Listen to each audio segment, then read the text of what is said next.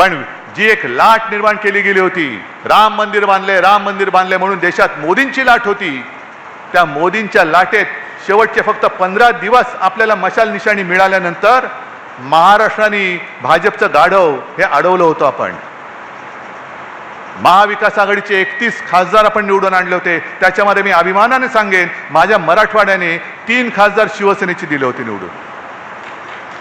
अभिमानाने सांगेन, हे भाजपच्या विरोधातलं मतदान नव्हतं, हे मशालीच्या विश्वासावरचं मतदान नव्हतं, शिवसेना प्रमुखांच्या चेहऱ्यावरती बघून मतदान झालेलं नव्हतं. मग मोदींच्या विरोधात एवढी लोक असताना पुन्हा तुम्ही त्यांच्याचकडे काय गेलात? बरं, आणखीन एक रहस्य असं आहे की जिथे काही भविष्य नाहीये, भवितव्य नाहीये, म्हणजे मिंदेचं भवितव्य शून्य आहे. काम संपलं की मिंदेला सुद्धा कचऱ्याच्या टोपलीत टाकणार आहेत, हे लिहून ठेवा तुम्ही.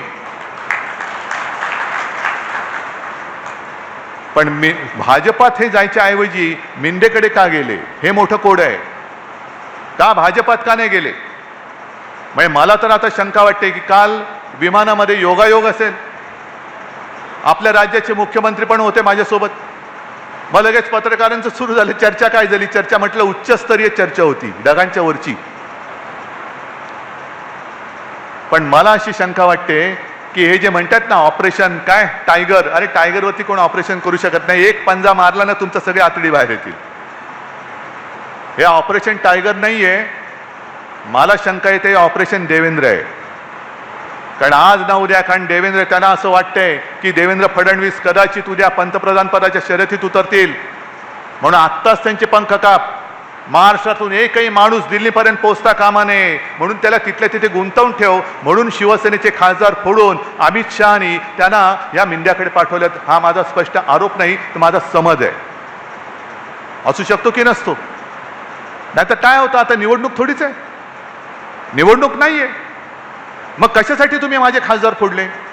बरं, फोडले ते फोडले, तुम्ही स्वतःकडे न घेता तुम्हाला जो पाठिंबा देऊ शकतो, तुमचा जो कोणी एक लाचार इकडे तुम्ही ठेवलेला आहे, बटीक गुलाम, त्याच्याकडे सरकवलेले आहेत. म्हणजे उद्या जर का वेळ आली की तुम्ही पंतप्रधान पदी कोणाला मत द्याल, तर हे सगळे गुलाम हे अमित शहाना मतदान करतील.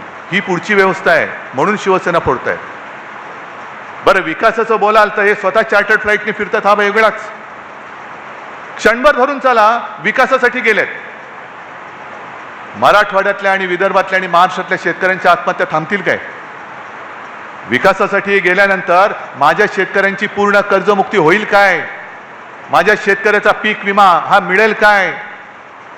आणि त्यावेळेला समोर उभं राहून मोदींना तोंडावर प्रश्न हे विचारू शकतील काय? जी धमक, जी हिम्मत शिवसेनेमध्ये असताना होती, ती गुलाम सेनेत गेल्यानंतर हे सगळे बाडगे करू शकतील काय?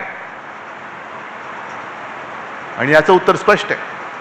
शिवसेनेचं अस्तित्व हे आमदार खासदारांवरती नाहीये. शिवसेनेचं अस्तित्व हे जनतेवरती आणि शिवसैनिकांवरती अवलंबून आहे. आता सुद्धा माझ्याकडे, मी सरकारमध्ये नाहीये, तरी पण एक शिष्टमंडळ भेटलं आणि एक आता यांनी समोरून एक निवेदन दिलं, शक्तीपीठ महामार्ग रद्द करा. कोण आहे मी? काय करू शकतो? माझे तर खासदार पण फोडलेत. इथला जो खासदार होता त्याला विचारा, नालायका तू कधीतरी आमच्या बाजूनी कधी बोललास तिकडे? आता बोलू शकतोस? जाऊ शकतोस तिकडे की नाही? या शक्तीपीठ महामार्गामध्ये माझ्या शेतकऱ्यांचं संपूर्ण राख रांगोळी होते, कुटुंबाच्या कुटुंब उद्ध्वस्त होत आहेत, त्यासाठी सुद्धा लोकांच्या आत्महत्या झालेल्या आहेत. हा शक्तीपीठ महामार्ग होऊ देऊ नका हे सांगण्याचं धैर्य हे विकासवाले करू शकतील काय?